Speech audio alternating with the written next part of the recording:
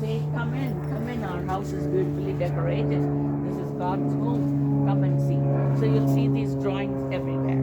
So let's do one thing. I will move forward and then we'll, the designs, it's just the artistic display of the person who's drawing or the girls who are drawing. And do boys not do it? They do it too. It's just that traditionally such arts. I mean, do you make wreaths? Mostly the women and the girls do it, right? It's not as if the boys cannot help. Just a usage, it's a common usage, that's all. So here's one. This is a famous one. This is drawn usually on festives. It's got the four-sided drawing to show all the four directions of the world are enclosed in this drawing. The lotus motif, the peacock motif is very common in these drawings. Of late, they use more flowers and other such stuff. You will notice that in a Hindu temple, the colors yellow, red, green are very common. They are very auspicious or very spiritually satisfying colors. Very little of other colors are used, but the yellow and the red is very, very common, and you'll see that color motif repeated not only in these drawings but inside the temple too. Let me gather you all up here. This post, this golden looking post, is actually a wooden post covered in metal. We call it Dwaja Stamba. Dwaja means flag. So literally, it's a flag pole. When there's a festival in the temple or when there's a special day, they will raise a flag there. What does it mean? It means somebody looking from far, oh, there's something going on in the temple today. So let's go. So that's the idea of the flagpole.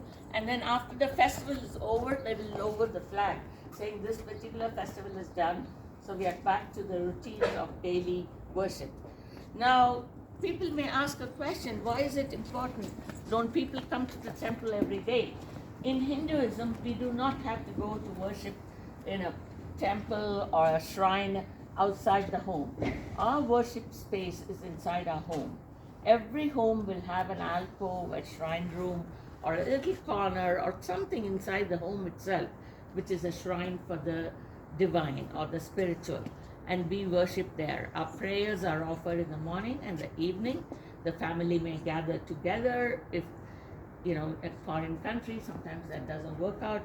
Kids go to school by 7 o'clock, so it's not possible. But definitely there will be a gathering time to pray at the home shrine. Given that, we don't have to go every weekend to the temple. We don't have a Sabbath or a special Sunday or a Wednesday or a Friday. It's not important in Hinduism. We usually go to a temple to celebrate holidays, festivals, special days at the temple.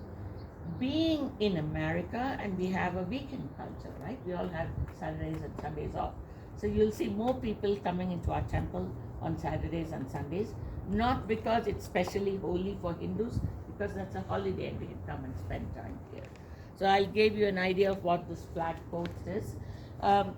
These are, in days gone by, this would be the offering place. If somebody wanted to make an offering to the temple, they would come and offer it at this. It's called a Bali Pita, or the offering space. So you can still see people leaving coins there, but we encourage not to do it because we have a winter, we have a summer, a snowstorm, so we have other places to come and make your offerings. But the traditionalists still like to do something, a token offering here. Also, you'll see people breaking a coconut. That's one of the offerings in a Hindu ceremony. A coconut, when you break it, it splits open. There. It's the dispelling of the ego. The mind is ego. So you say, no, I'm not me. I'm reducing my ego, I'm coming to pray. So you'll often see people breaking a coconut. So there's a place where there's a people pit over there's there. a pit so that in lieu of cleanliness, instead of doing it here, we say break it over there so that you can do your offerings too. So the traditionalists sometimes like to do it, particularly on special holidays. Let's do one thing. I'm going to leave all my footwear here so that we can walk in through the doors. But if you feel, should I do it here or in the Inside they can do it. Inside. They may be cold. Yeah, So. okay. Yeah.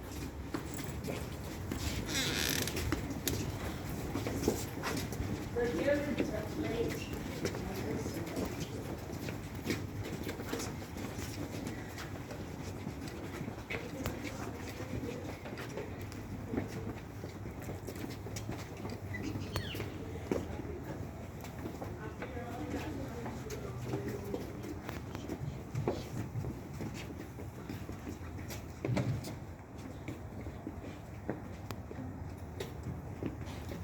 There's a place to leave shoes inside.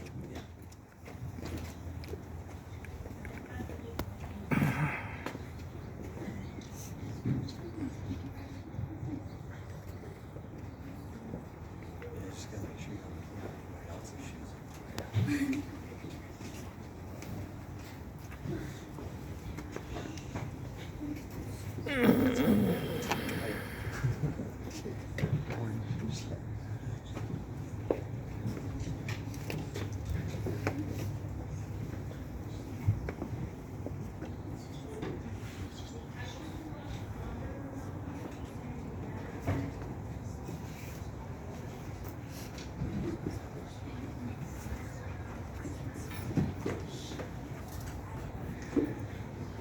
Just push them out of the way.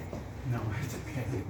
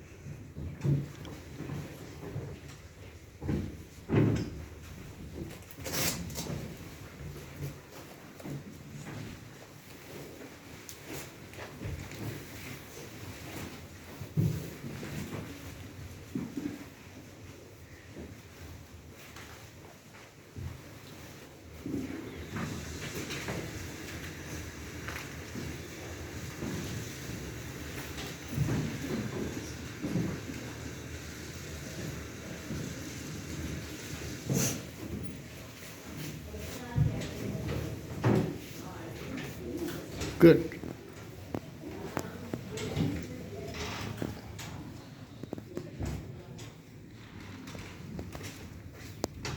Everybody could gather around here.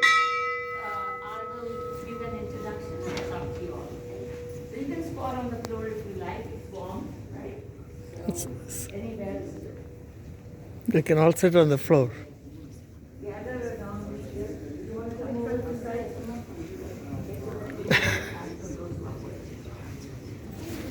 I'm going to sit here because I'm too, my knees are gone. And then you can see me. Okay, my name is Indra and my husband is Neil and we have lived in Utah for the last 45, 50, no, late 60s, 30, 20, 50 years now. So it's already 23. And he came here to study at the University of Utah, do his PhD. And then he worked here. And Oh, outside. worked here and made our home. Keep it there. We often think of going to a warmer place like Florida or someplace, but Utah has a special attraction for us to stay back. We have many friends here. The local community has been very helpful to our Hindu faith.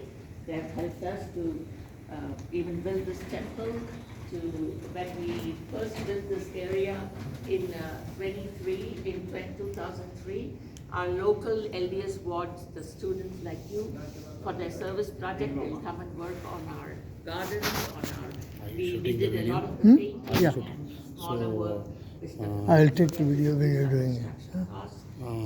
We have fruits there if you want. The Pavitra, Pavitra bought fruits for the kids. I got it over there. I brought 3 bags. I'll bring some more. Yeah, we have there. Yeah. Where, You can give it to them no, where did you get this? from that room. On the tray, on the table. Our neighbors knew Okay. what we did. So Ours was a every very each kid has family-oriented one faith. banana, one orange. So Okay, having fine. 3 generations Yeah. living in the home is very common. You'll have grandpa, grandma, and grandkids, parents. So for us, that was very comforting, that fact. I mean, the faiths are very different. The belief systems are different. I mean, it's a totally, we are Hindus by faith and our beliefs are Hindu, but our cultural lifestyle is very common. And that is very nice and welcoming. That's one reason we thrive very well. Okay, let's see what's happening here. We just finished a 10-day festival of the Mother Goddess, and it's called, it kind of coincides with the lunar calendar. It starts on the new moon, which was on the 14th, and then it ended after 10 days. So it's a celebration of the Mother Goddess in her various aspects. She is worshipped as the goddess who gives wealth, not only money, but spiritual wealth. And then she's celebrated as the goddess who gives victory in all our efforts. The victory in the game you play, a victory in a business you start, victory in the war you may go to, anything like that. So she's the Shakti or the power. She's the power behind everything. So she is celebrated. And most importantly, particularly for kids, she's the goddess who gives you knowledge, knowledge of learning, knowledge of scientific thought, knowledge of excelling in mathematics, in science, in literature, in poetry, in music. So it's a celebration. And also we believe those 10 days the goddess is playing. She's like a child. She's playing with her dolls. So you see the display of all those dolls. Later we can go closer and tell you. Each set of dolls will repeat a story. And that is how we teach our children. We don't give them a book saying this is a book of Hindus. We don't have a book. There's no Bible, there's no Quran, there is nothing like that at all in our faith. Our culture, our tradition, and our religious thought, the moral thought, is taught to children by telling them stories. Isn't that fun? Okay. For example, I'm going to tell you a little story before we go in there. It's going to be a story about Ganesha, and I'll talk more about Ganesha. So the mother goddess was Parvati and the father is Shiva. So they have these two children. One is Ganesha with the elephant face, and the younger one is Muruga, who rides a peacock. One day, a very wise man, a sage, comes to their presence and says, "My lord, I have brought this beautiful mango. It's the mango of knowledge. It cannot be cut, it should be given to a child." It's like a beautiful apple, right? Don't cut it, let them bite and eat it. So the god says, okay, you brought one, but I have two kids, I have to divide it. Lord says, give it to the one who's the most knowledgeable, who's most wise. So then the father and mother think about it and say, okay, children, I am going to give it to the child who can go around the world 3 times the quickest. So whoever comes back first is going to get this mango. The mango is the fruit of knowledge. You will be then celebrated as the power of wisdom by the whole world. So these two young kids run around, let's think about it. The younger one, Muruga, has this very swift flying peacock. So he gets on his vehicle, which is the peacock, starts off quickly he has to go around all the universe 3 times. So he's gone in a second. While the older brother, little squat, big tummy, and his vehicle is a mouse. And this mouse can scatter around, but he's not as fast as the peacock. So the older brother, Ganesha, is thinking about it. What shall I do? I want the fruit of knowledge. And he quickly gets on his mouse and goes around his parents 3 times. And he says, I have gone around the world. My parents are my knowledge givers. You are my world. So the parents say, yes, you have won the fruit, and give it to him. And so Ganesha has got the fruit in his hand. He's going to bite into it when the younger brother comes back. He says, how can that be? He hasn't even moved, and you're giving the fruit to him. And the father says, no, he was wise. He said the whole world revolves around your parents. You get all your knowledge, your nourishment, your wealth from your parents. Respect them. So that's why we gave it to him. But the younger son gets very angry. He says, this is not correct. You cheated me. And so he goes off and sits on top of a hill and says, I don't like this. And he starts meditating. Then the mother tells him, Muruga, you yourself are the fruit. You don't need another fruit. So his name becomes Parani. So there's a Lord who lives on top of the hill to bless everyone. Says, you're both equal. This was just a game that the sage played with us. We don't need fruits. So what was the moral of the story?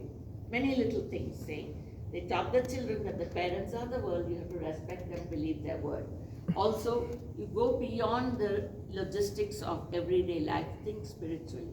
So here's us a story.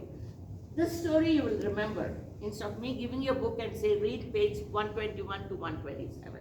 That's little difficult, right?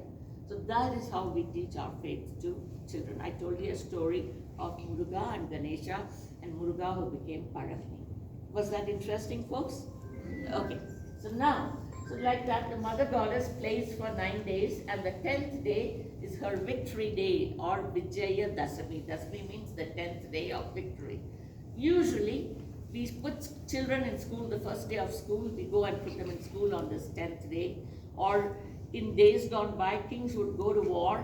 If they start a war on that day, they are assured of victory. What about the enemy king? He also starts on the same day. What happens? That's a good question, right?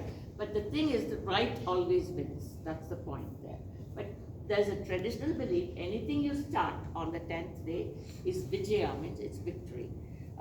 So very often, all these 10 days, every home will make a shrine like this. We'll do a display. Don't you do displays at Christmas? You put out train sets, you put up Santa, you put the snowman. We do a little bit of an extra decoration during Christmas, right? That's our way of celebrating our holiday. So this is, in fact, my neighbors call it, Indra, did you do your Christmas this year? Because I invite them to come and see. So this is our decorations. Every home will have this decoration, particularly if it's a home hailing from southern parts of India. And then we invite each other. When we invite each other, the children, boys and girls, will dress up in traditional clothes, and it's also a time to display your talent.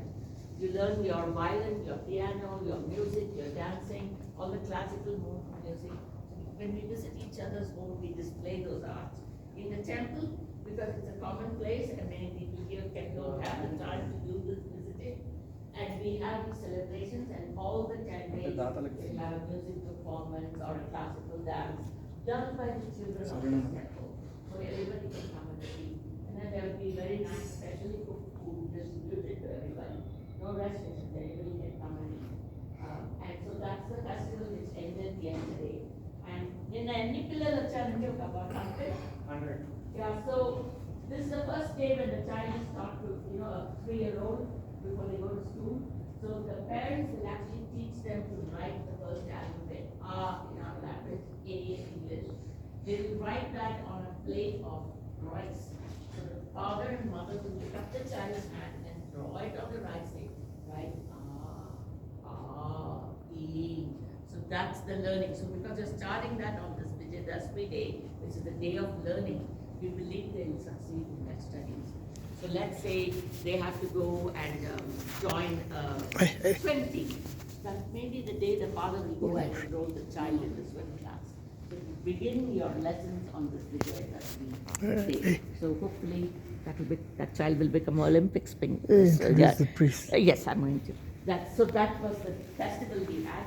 So our temple is a little bit not yet fully cleaned because that went on, and he said there were about 100 kids yesterday whose parents had come to start their lessons. So I wasn't here because all the 9 days I couldn't come. I came a few days, but that's the fun one. I'm going to introduce our priests, and before that I'm going to introduce what our shrines are. Our main shrine is called the Shrine of Ganesha. Is the Lord with the face of the elephant. And I'll tell you a story about why he got the elephant face. And then we have the Shrine of Balaji, who follows, just like in Christianity, you have the Baptists, you have the Catholics, you have the Mormons, you have the Evangelists. In Hinduism too, we have many denominations. One very important denomination is the following of Vishnu, which is this Balaji shrine. The other very big denomination is followers of Shiva, which is the shrine there. Another very big denomination is followers of the Mother Goddess. So we have about, you name it, you have so many denominations. But since we live in Utah, in a foreign country, we cannot have 100 temples for each denomination. So this is a multi-denominational temple with shrines for all the main deities of all shrines. So our priests take care of it. 2 of our priests are here. You can see they are wearing the traditional attire. This is Anant Ji, and that is Praveen Ji. So you can see what they are wearing is, it's called a dhoti. Usually men folk wear in white or ochre color, which is special to our religion. Like I told you, remember the reds and the greens and the yellows are very important to our faith. Do you want to say something, Praveen Ji? So They are here particularly to come and welcome you all. Our worship service, we don't sit down and listen to a priest giving a sermon. The priest facilitates your prayer to pray to God. So I'm going to do that. None of you need to do it because I know you're all different faiths, but you can see what we are going to do. When we come in, the first thing we do is we go around the shrines with our own prayer in our mind, with our hands folded in prayer. And then I would approach the shrine space wherein the priest will say, welcome. Do you have any particular prayer to offer? The priest facilitates me offering the prayer. Then they will light a lamp and wave it in front of the shrine, saying, look. That looking, that darshan is the most important part of our service, wherein we look at the deity with the light shining on the deity and get the spiritual blessing to us. And we will take the blessing by taking that flame to our eyes, saying, I'm accepting the spiritual blessing of the Lord. So this can take it could be any shrine, it could be the Mother Goddess, it could be Ganesha, it could be Balaji, it could be Shiva. But that is the service. This service itself can be elaborated. Before offering the light to show you the shrine, which is the darshan part, you can recite a prayer. That prayer can be as short as 8 names or 1,008 names. We could accompany it with offering of fruits and flowers and jewelry and clothes and everything. Or nothing today, I just came with bare hands, but I'm just offering my prayer. So you can watch when I go up to take my blessings. Today is a special day for our family, so I'm glad that you all came today and made me come to the temple. Okay, you can watch that and then we'll talk about the ceremony. Okay. Ananti, aapne jo bistara na. Half of you can come No, on this. let them be there. Neil. Okay, that's fine. Okay. Hey, Indra, you want to say something in English?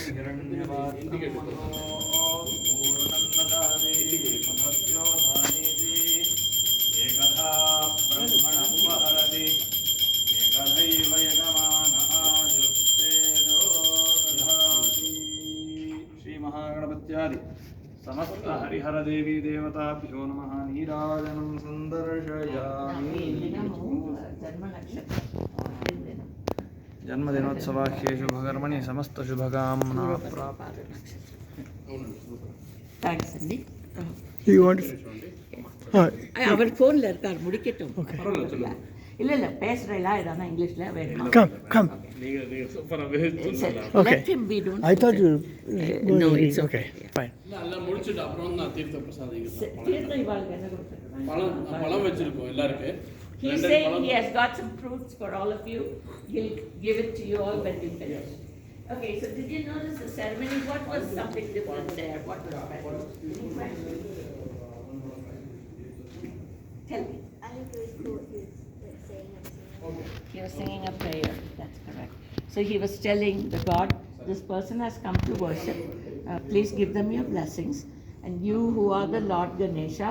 And he recited a set of things that are celebratory of Ganesha. He says, you Ganesha who lives in the forest. You Ganesha who can remove obstacles like an elephant removes obstacles of the jungle and makes a path for itself. I praise you. This person has come to worship. Please give them your blessings. And then he showed me the face of that. Right now we have electric lights to make the place bright. In days gone by, that light was the one that showed me the shrine. And then I took the blessings, right? I like how he was ringing the bell. He was ringing the bell. Very good. You're very perspective. You notice there's a bell. So when we come into the temple, we ring the bell. A bell is a sound, and we believe it makes the sound called Om, which means it makes you focus. The minute you ring a bell, like you go to a new session of a new class, by the bell, it's your marker to say, this one is ending, another's beginning, right? So when you ring the bell, whatever, oh, did I turn the stove off? Did I close the fridge door? Things are going on in my mind. But the bell makes me focus. Focus on worship now. That's what he's doing. Focus on what I'm doing. Look at the shrine.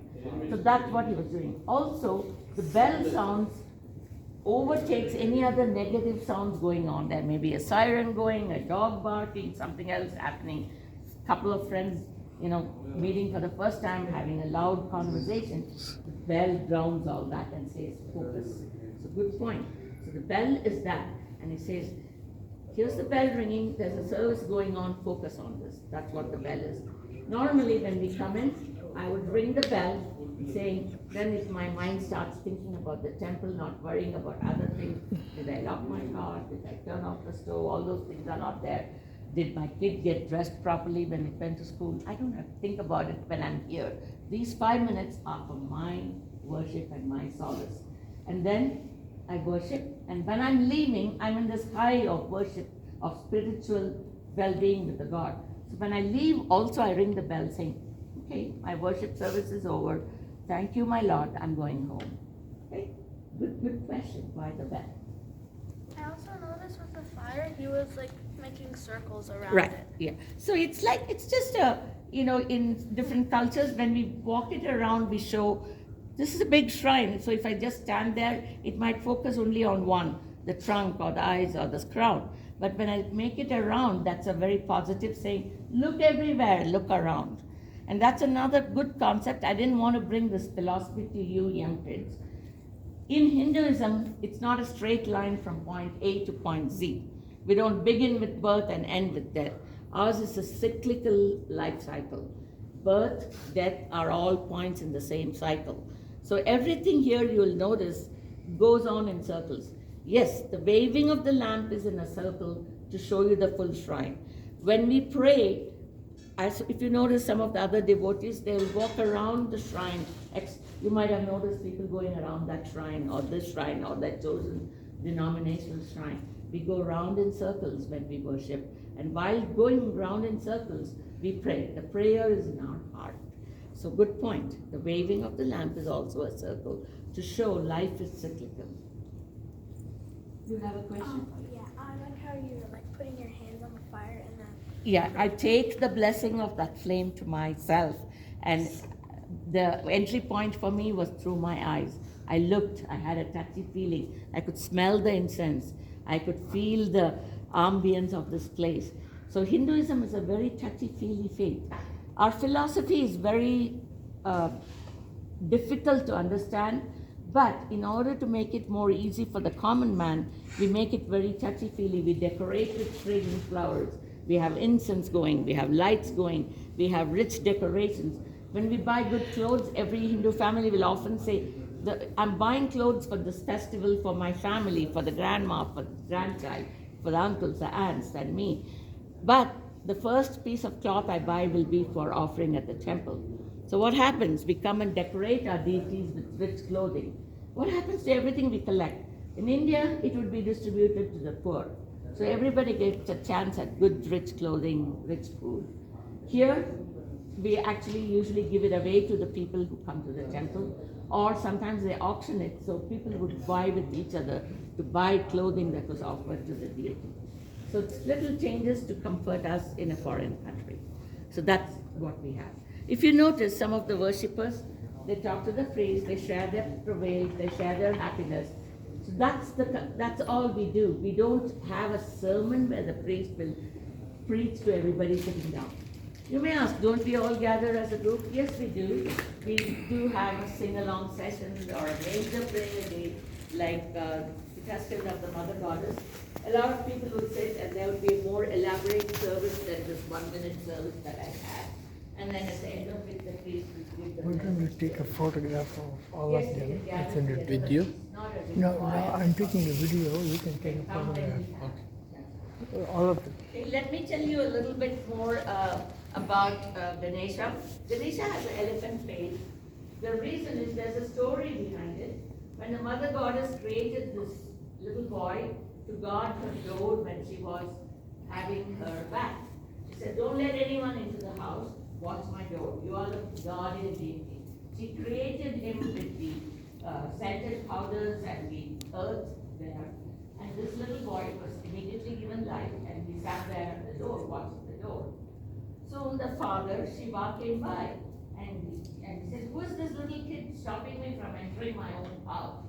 And he said, how dare you stop me? This is my own house. Who are you? From where did you come? She says, no, I was told to guard this door. Nobody can enter till the mother goddess permits it. The god Shiva, the lord of the world, the universe, he got very angry and chopped off the head of this child. Says, that is ego here. How dare you stop even God? The mother goddess came, how did you do that? That's my child. I created this guardian for the door. And she's so angry. She says, how dare you do that? You're the Lord of the world. Give him back life. He said, I cut off the head. I cannot give back the life. Let's go find a head of somebody, put it back on this child, and I'll give him life. So then he sent his followers, go find somebody who's willing to give up their own head so I can bring this child back to life. There was an aging elephant who said, I'm waiting to reach the abode of God. I need to give up my life. I give my head, so I'll be celebrated all the time. So the elephant head was placed on this little mud toy child and given back life, and it became Ganesha. And the Lord says, now you will become the leader of all the people in the world, all the guardian deities of the world. Ganesha, he will guard the world. And you will protect everyone, just like you were so steadfast in protecting, you will be the deity who protects everything. So again, it's a little story. You take it literally, but it's something that we can remember saying, Ganesha protects. Ganesha prevents evil from coming in. Ganesha is the guardian deity. So before I start anything, I think of Ganesha. Guard me today, protect me today so I can do my things well. So that is Ganesha. You'll notice there are other shrines. There's Nataraja Shiva, the dancer. So he's the deity of dancing because dancing is very special. So particularly if there are girls and boys being enrolled in a dancing class, they may come and worship here, saying, let my classes go well. He's called the dancer of the world. At the end of the cycle of creation, he dances and the world is destroyed. And in his dance, there's a circle of flame and water around him to show the world will be recreated. You hear of forest fires, right? Sometimes the firemen control it. They put the fire down, but they let it burn the old debris in the forest, so new growth can come up, right? We know that. We live in, close to forest fires. So that's how the fire destroys the old dead wood and makes new growth come up. So that's the principle. Shiva will bring the earth back to life. So creation will start again. So that's one deity. I have another one shrine I'll talk about. That shrine has 9 statues there. Each of them represents 9, we call it planets in English. In our language, it's that which drives, grahas. That means that which influence or has an influence on life. The sun is at the center. We have the moon, the Saturn, Mars, Venus, and there are 2 other nodes, the north and south nodes of the ecliptical universal plane. So these were known to our ancients and they had a certain position. And each one of them influences our life in one way or the other. So when people have troubles or have a mind which is restless, they will often come and go around that shrine a set number of times, 3 times, 9 times, 11 times. And while they go around, they feel that the mind comes to rest and they find the answer to their troubles. Particularly Saturn is the Lord who might jinx your life with difficulties. But when you pray to him, he says, I'll give you troubles, but these troubles will be overcome. You'll find your own way. Nobody goes through life without any problem. We all have problems. We might slip on the stone and, hurt our knee, but soon it mends. Your mom puts some lotion on it, you get better, and then you can play again. That particular math problem, I'm not able to solve it. The teacher gave me too difficult a homework. But eventually, by the end of the day, you find the solution. You talk to your teacher or your friend and say, is that how I solved that problem? So you learn that, right? And then practice makes you perfect in the game field. Eventually, the first day is difficult. After a couple of games, you learn how to handle that ball, right? So things like that. So those are some of the things we do. Any other questions the teachers may have, the parents may have? What is the significance of the worshippers lying face down? Okay, our bowing. So one of the aspects is bowing on. We don't lie down. It's our way of bowing, and that is Hindu tradition of showing obeisance, or I am at your feet, my Lord. So did you notice some of the worshippers doing that? Yes. And so we lie, and it's called Ashtanga Namaskara. That means 8 parts of your body touch the floor, saying it's like an exercise. If you do the exercise 10 times in a day, you don't have to go to the gym. You're already doing your exercise. So don't you do push-ups? Isn't that push-up similar to that? So we call it by different names. So we inculcate some of life practices as part of our service, so it becomes routine. You don't have to go to a different place to do an exercise. We also not only worship the most almighty, the Lord, in the temple. Elders are worshipped like that. So when we go on a journey, before going to that, I'll bow to my mother and father and say, bless me on my journey. I'm going away to a faraway land. Or sometimes when we have a visitor who is special, is a teacher, elderly person, we also bow to them like that. That's a sign of bowing. A lot of people, if you look at the internet, they write different versions. They say it's a slave bowing to someone. It's not slavery. It's my way of showing I am becoming part of you. I worship the greatness in you. That's what it means. Good question. Okay. So if you notice, there's different styles of dressing. Look at the deities at the back of you. You see them with white faces. They are made of marble. So these are shrines very typical of northern India. And why is it made in marble? Because marble is a plenty in northern India. There's a big gorge called the Narmada River Gorge. I've been there. It's bigger than the Carrara marbles of Italy. You have multicolored marbles there. The whole hill range is marble. So you make the deity with marble there, so you have marble deities. In southern India, you have a lot of granite. We have a lot of granite in the mountains here, right? So we build our our main temple, the conference hall is all built with granite, right? So the southern India, we use granite to make our deities. There are other parts of India where we use metal work is important. So there are some shrines made with metal. Our festive dolls are made with clay and painted with paint that doesn't last forever, so it has to be renovated every so many years. So what is available becomes our shrine. And another important thing, our shrines are not permanent. After the 10-day festival in eastern India, in Calcutta, there's a big festival called Durga Puja. After the 10th day, they'll actually go and dispose of these dolls in the ocean. The reason is nothing is permanent.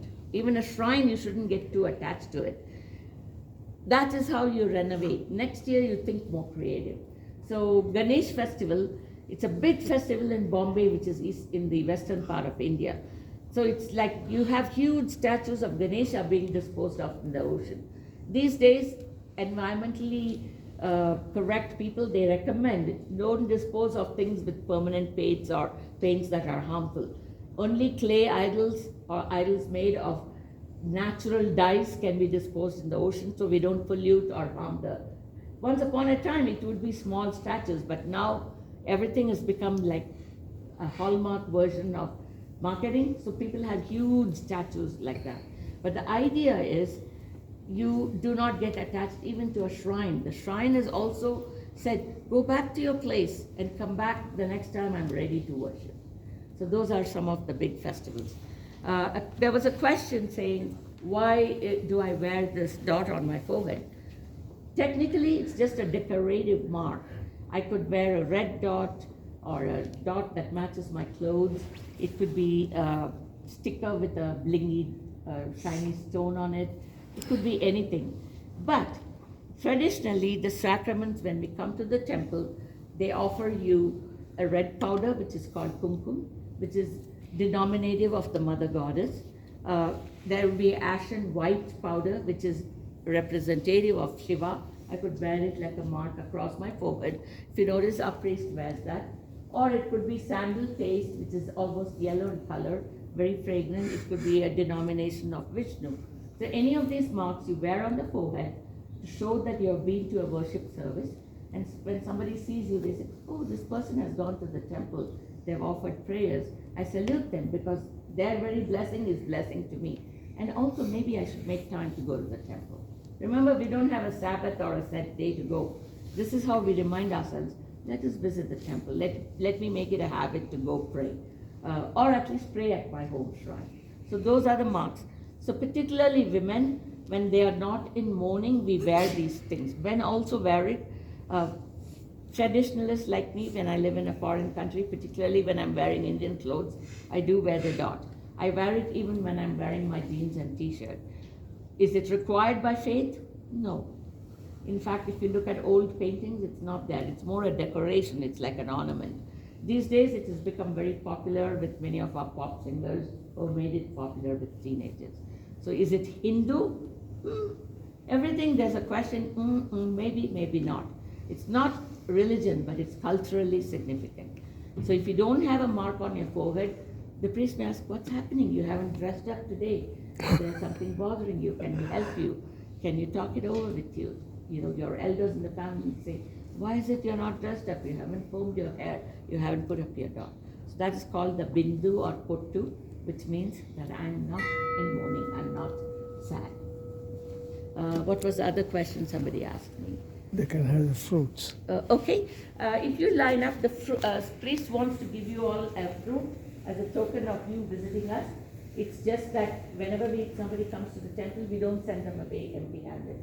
If you don't want it, you don't have to take it. It's just a thing that you can eat on your ride back to school, okay? So if you line up, in a line. Go in a line. and then wander around. One at a time. Yeah, one behind the other. Okay. If anybody wants to use the restroom, put on your shoes. There are restrooms on the side. I think you're okay.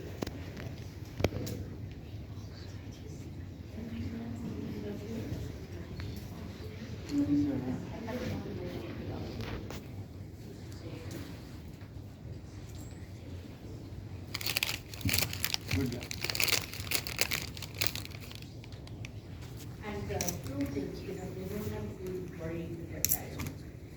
Hey, 1 second. Open this. It's like a mom. Okay, go ahead.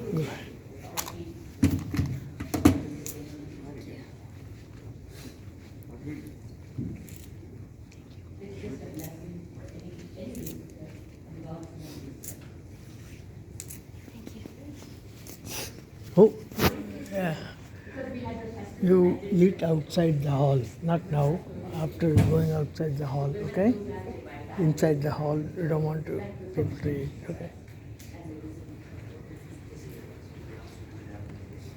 Yes. You can eat the fruits outside the hall, yeah.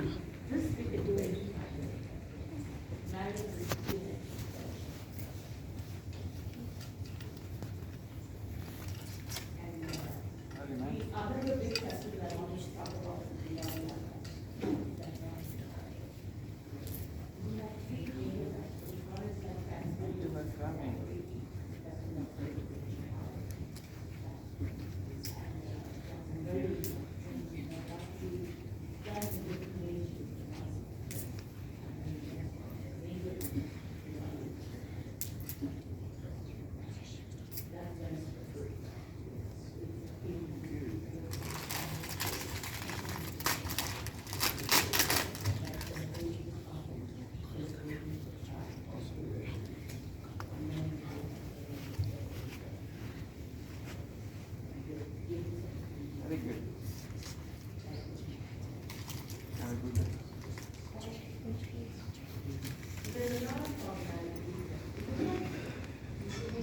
I'll take it to him. Sakaladevata Tirtham. I know.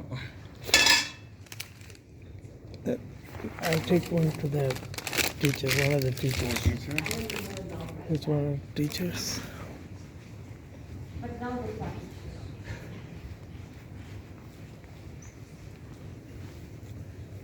Thank you. Neil wants to share that with our board members saying they were visitors. That's why he does that. It's a beautiful. So this is like to encourage the kids they do just like Christmas time. And so the three shrines of the three mother goddess, which is about the knowledge of wealth, learning, and skills. That's the celebration. Send me your So I had told them don't email. Oh, yeah. Then I can email, or you have a WhatsApp number or anybody? I have an email. I'll give that to you. Do you have a WhatsApp number? I don't. Oh, okay. What's a WhatsApp number? So the volunteers will come. That's one of those apps called WhatsApp. Oh, yes. Big, No, I don't. what happens is sending pictures is easy to send by email, but some of these videos are very difficult. I used to do So one you 11 can join a steps, WhatsApp for a to while. get them Last internationally 4 used. years I haven't done it. I'm gonna So I check used to because bring she my might dogs. have. Okay, ask her. So, and then the thing is, Because some of these those 9 photos days you I need to can. invite someone to, do the prayer. With our lifestyle, it gets more Let me tricky, ask. right? So, And we normally do it to encourage the kids to go visit each other. I'm gonna make sure my. We have an email from Kara. There we can send it to her, I guess. Yes, Karen. Yeah. Yeah, you have her email as well. Summer, do you have a WhatsApp? So Hey, don't forget to wear your No, shoes. okay, You all have no it problem. there. I'll send the email to her. Then if I put it on YouTube and send a link. Yeah, that'll work. Are we on time now? Yeah, right? We're good. Huh? What do you need? Are we leaving? Yeah, if you can. Huh? Are you done? Yeah. Oh, yeah. Anyone who wants to use the restroom is outside of the hall. Outside. After the hall. Okay.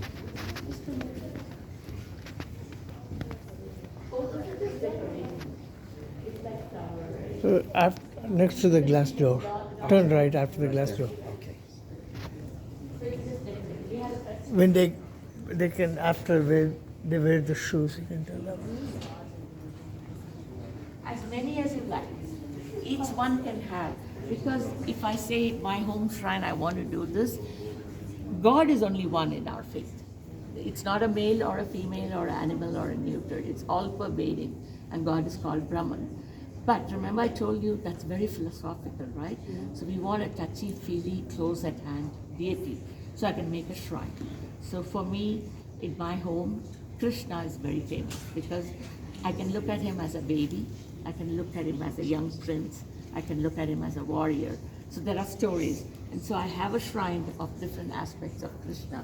For example, that is Krishna, the flute player. Okay, that's very special to my home. Or I could look at him like Vishnu. If you notice that hand, he's got a hand like this. That means he's always giving. Whatever you ask, this Lord will give. He's called Varada Murti, the one who gives. So that is another favorite shrine. When I wake up, I think of Venkatesha, bless me today. Let my wishes be fulfilled. So is it two gods or is it two aspects of the same God? So it's very difficult to answer. My grandma was very fond of the mother goddess, Bhavani Devi Jaganmate Vande, she would say that. So it was very special for her to look at the deity as a female deity she would worship. And I still have the picture that she used to worship in my old shrine. For her, the mother goddess aspect was the special. But it's the same thing. So there are 1 billion people who already have some think about it like this. When you are at one age, maybe your faith as you grow older, your attachment to that comes down. You might get attached to something else. But you don't give that up, right? Is that the only clothing you can wear? We can give the second one. He gave only one. Okay. Okay. இல்ல அந்த teacher அந்த பழைய கொடுத்த பஸ்ல கொடுத்து அப்படியா? Why don't you give the bag to the teacher? Yes. Yeah. So he wants to give a bag of oranges to the teachers so they can distribute it in the bus. Originally, he was supposed to give 2 fruits. He gave only one, but you give the bags, you give it to them in the bus. Okay. So, for example, I told you that's the dancing god, right? So there's a special shrine for the dance. So if somebody who made my friend is to get my dancing class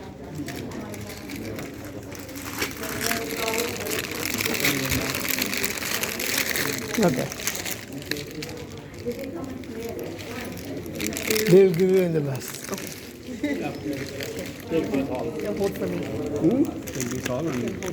Oh, I see. Okay, I wanted to talk about it. So each of our shrines, each of our deities, we say is associated with a particular tree or animal. It's just so that we can teach our children natural life. Trees, birds, flowers, animals are not separate from human beings. They're all part of life. Consider that as part of the environment, which is for the good. So Ganesha is associated with a mouse. Mouse is restless, running around, chomping at things, destroying grain. But he controlled it, saying, your restless mind has to be controlled. And then not only he said, I didn't kill it, but I made it my vehicle. So this mouse is useful for other things to destroy vermin, but it shouldn't destroy food grain. So the Lord keeps it in control. In a limited fashion, we can use it. This Lord Balaji rides the eagle. So the eagle flies high and it can destroy other vermin. I'll put them on the YouTube, so the link, so they tell the kids. We can share with the kids afterwards. Because we have at our school we have a YouTube account, so we can get Okay. in and display that. That's The mother goddess is usually associated with the lion. She rides a lion. Shiva is associated with the bull. He rides a bull. So each deity has a vehicle. I told you about the story of fire Durga who rides the Shiva and flies around. So just an idea. Yeah, I'll put it in my channel. In my channel or the temple channel. I'll send it to you. Okay. You Yeah. can put it, share it in your channel. Thank you. Okay. Thank you.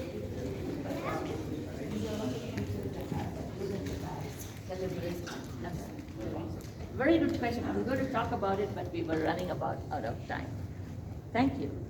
Thank you. Okay. Thank you, everybody. I'm so happy that you all came to visit. Okay.